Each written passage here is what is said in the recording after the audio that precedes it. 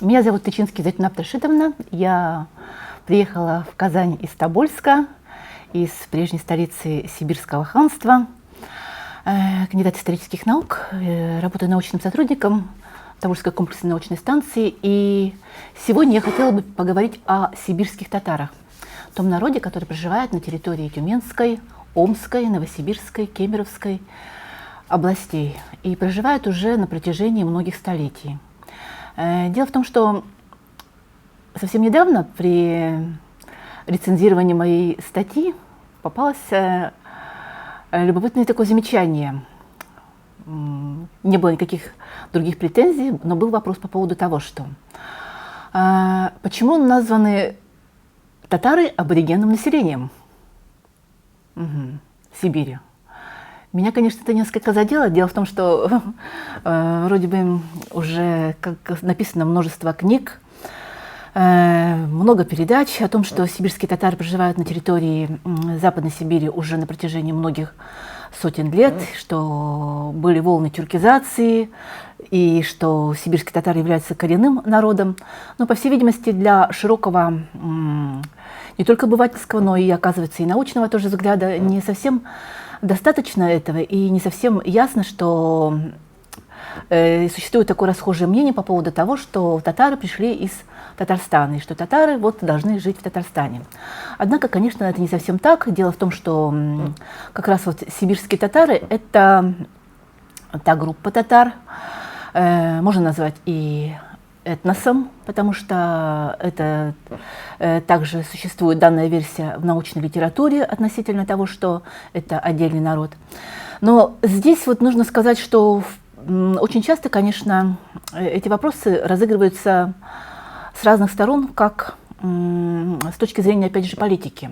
И несколько здесь нужно, наверное, отделить эти моменты, науку и политику. С точки зрения науки, археологи, историки, этнографы, они, в принципе, определили то, что это народ, который формировался на этой территории на протяжении, я уже много раз повторяюсь, многих столетий. И начиная с первой половины первого тысячелетия нашей эры проходили волнами тюркизации. Тюркизации, получается, территории Западной Сибири. И вот эти территории, как раз вот на этих территориях формировались те культуры, которые в дальнейшем вошли в состав сибирских татар. И прежде всего, конечно, исачного населения, которое, как мы знаем, формировалось, являлось как раз вот местным населением. Но, тем не менее, очень четко виден, опять же, палеосибирская основа, которая показывает, что в основу, опять же, населения местного, большей части населения, лежали именно, вот, получается, древние сибирские корни. Что касается, опять же, сибирских татар, то нужно сказать и историю этого народа, то нужно сказать, что это народ, который единственный на этой территории в Средневековье обладал своими государствами. Первоначально это Тюменское ханство, затем Сибирское ханство. И как раз сибирские татары состояли из двух страт, как и в других ханствах, в Астраханском, в Касимовском, Казанском и так далее.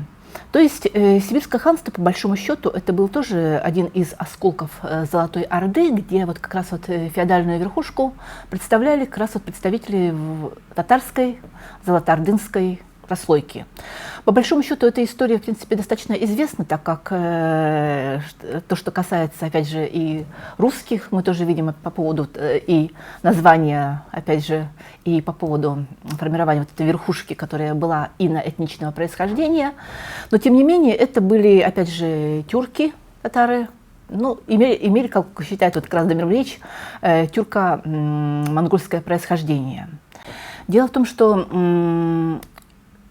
я занималась изучением служилых татар, и вот как раз вот служилые татары – это та достаточно многочисленная прослойка сибирского ханства, которые вошли в состав уже, которые, вернее, были представителями как раз вот военно-феодальной верхушки сибирского ханства, ну, так же, как и в других тюрко-татарских государствах.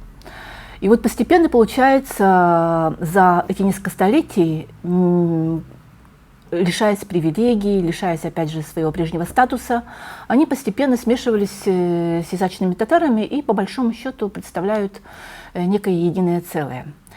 Вопрос вообще этногенеза сибирских татар, он представляется достаточно непростым и в том плане, что в состав сибирских татар вошла большая группа и бухарцев, сибирских бухарцев.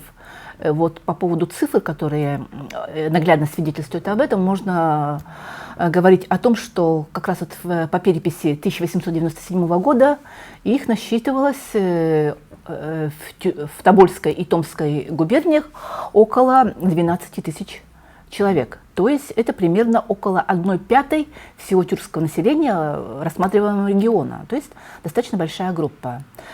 Последний раз они прозвучали как отдельная группа в переписи 1926 года, ну а потом они постепенно, получается, сливаются уже с сибирскими татарами, и в настоящее время многие бывшие сибирские бухарцы называют себя татарами. Вот это один из важных таких компонентов сибирских татар. Ну и, естественно, конечно, раз у нас речь зашла сейчас и о поволжских, поволжско-приуральских татарах, то нужно сказать, что они вливаются в состав татар Западной Сибири не только в советское время, но гораздо раньше. Дело в том, что отдельные эпизоды переселенцев из Волгоуралья, они известны и в 17 веке, и, естественно, конечно, что вот эта вот мобильная группа феодальной служилой знати, и в период Сибирского ханства она тоже приходила на территорию Сибири, становилась тоже данниками, подданными хана Кучума, и в более позднее время сюда приходили переселенцы. Но нужно сказать, что достаточно большая группа, опять же, вливается в конце XIX века. В конце XIX века, это в пореформенный период. И в период, опять же, столыпинских реформ, это начало уже 20-го столетия. И еще одна такая большая волна – это 20-е годы, когда из-за голода сюда устремляются в Сибирь, опять же, переселенцы с Волги, из Поволжья, для того, чтобы спастись просто-напросто, где достаточно радушно принимают их сибирские татары. Они поселяются рядом с сибирскими татарами в тех же селениях, где жили сибирские татары, либо же основывают отдельные поселения. Ситуации везде, конечно, складывались по-разному, потому что это еще и зависело от земельного вопроса, очень важного, как обычно бывает.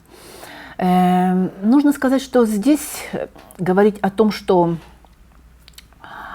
казанские татары влились в состав сибирских татар, местного населения, здесь, конечно, это не приходится, особенно на первых порах. И, как я уже сказала, что они даже свои отдельные селения основывали.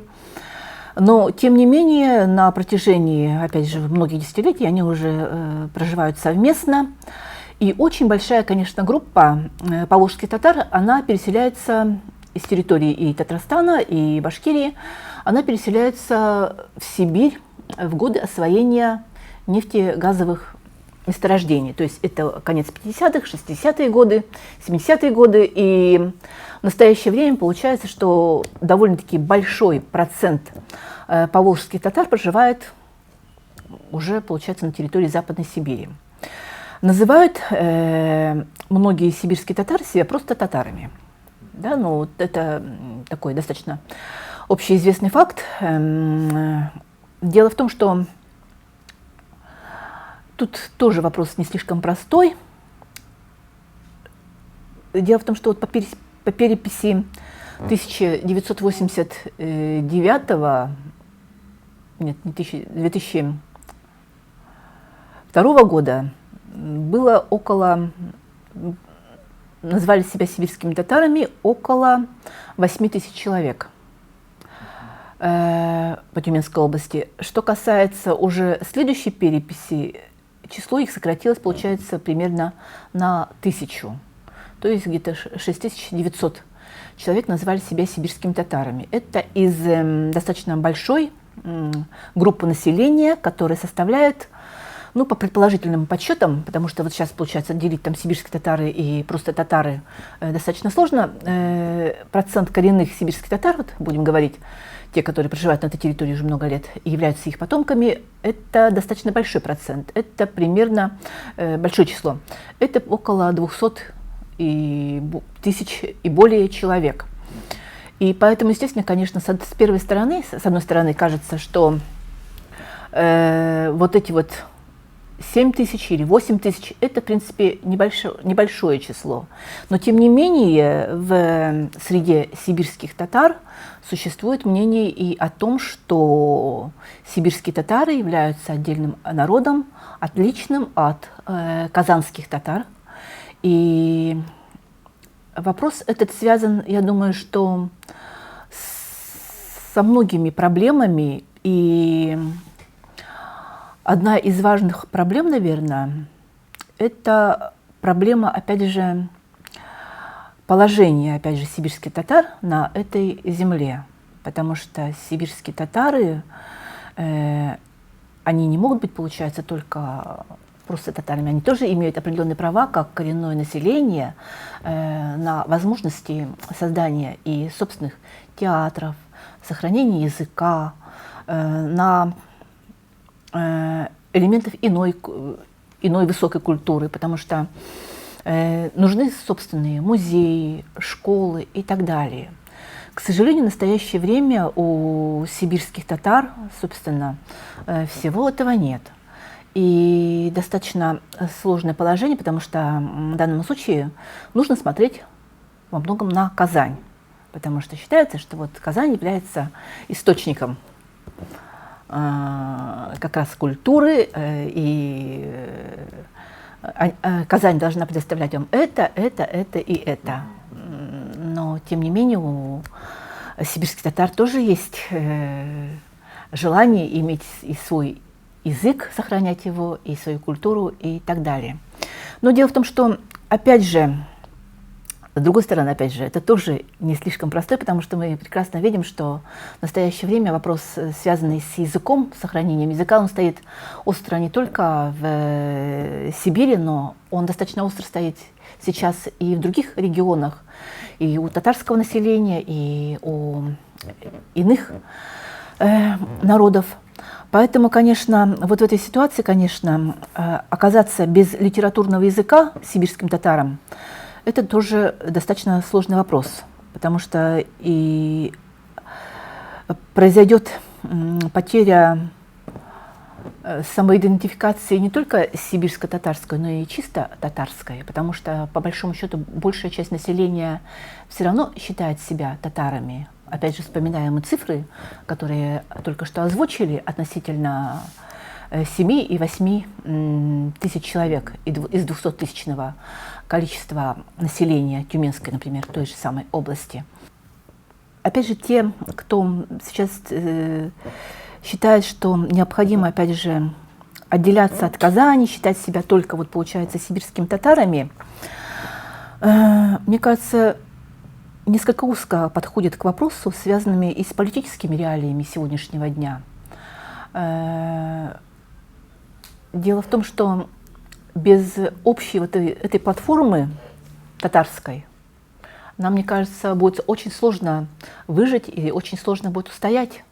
И поэтому я думаю, что вопросы, связанные, опять же, с сохранением сибирско-татарского народа, они должны находиться, получается, в двух плоскостях. Во-первых, сохранение, опять же, и собственной идентичности сибирско-татарской, потому что есть отдельные элементы культуры, которые отличаются от поволжских татар. Есть специфика языка, которая также отличается от поволжских татар. И вот это вот сохранение некой такой самоидентичности, такое резкое и очень ограничивающее, оно по большому счету ограничивает самих татар вот в этом мире и в татарском мире тоже. Мне кажется, сейчас этот период должен быть и объединение, потому что и интересы у нас общие, история у нас во многом, конечно, общая, и связи у нас общие, несмотря на множество всяких разных вопросов. Вот я еще хочу интересный такой пример привести относительно вот этого процента татар. Дело в том, что вот проводили тоже социологические исследования, и вот несмотря на то, что около 7 тысяч, получается, назвались сибирскими татарами, но дело в том, что вот когда уже, собственно, спрашивали по поводу того, что как вы себя считаете себя и татарами, и сибирскими татарами, и около 64% назвали себя вот сибирскими татарами. То есть у населения вот это вот вопрос самоидентификации, он тоже существует, и поэтому нельзя вот так просто говорить по поводу того, что вы стремитесь отделиться, сибирские татары, представить себя отдельным народом и так далее.